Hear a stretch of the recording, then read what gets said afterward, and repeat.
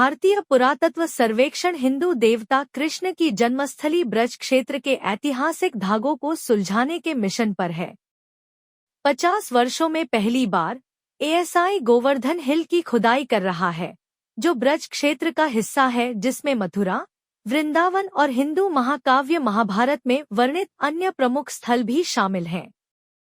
अब पुरातत्वविदों और उनके छात्रों की टीमों ने उत्तर प्रदेश की सीमा से लगे राजस्थान के डीग जिले के एक गांव बहेज का दौरा किया है। यह जाट बहुल गांव गोवर्धन पहाड़ी के आधार पर स्थित है, जिसे किंवदंती के अनुसार कृष्ण ने ग्रामीणों को तूफान से बचाने के लिए अपनी छोटी उंगली से उठा लिया था।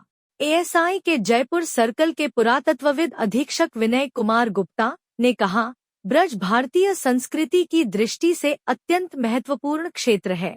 हमारे सभी हिंदू देवी देवताओं की पूजा प्रणाली और मूर्तिकला कला इसी क्षेत्र से विकसित हुई और शेष भारत में फैल गई। पुरातत्व को लेकर यहाँ बहुत कम काम हुआ है, इसलिए यह खुद खनन उस प्राचीन समय को समझने का एक प्रयास है। यह प्रयास भारत की प्राचीन संस्कृति की जड़ों और महाभारत काल के सम्मोहक साक्ष्य खोजने के नरेंद्र मोदी सरकार के अभियान का हिस्सा है। रामायण के बाद नए इतिहास लेखन ने अपना ध्यान महाभारत की डेटिंग, हिंदू सभ्यता के इतिहास को गहरा करने और उन भौतिक स्थलों को खोजने पर केंद्रित कर दिया है जो सामूहिक रूप से ज्ञात और पूजनीय हैं। फरवरी में मोदी प्राचीन शहर द्वारका में कृष्ण से प्रार्थना करने के लिए समुद्र के नीचे गए और प्रार्थना के चढ़ावे के रूप में एक मोर पंख छोड़ आए।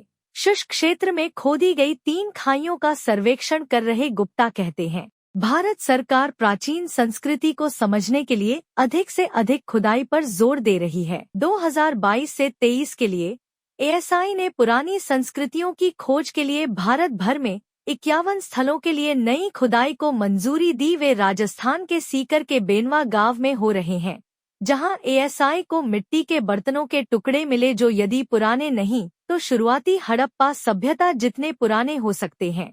अनुभवी पुरातत्वविद बीबी लाल के अनुसार दिल्ली में पुराना किला परिसर की खुदाई महाभारत काल के साक्ष्य खोजने के लिए की जा रही है, जो 900 ईसा पूर्व से 1000 ईसा पूर्व तक का माना जाता है।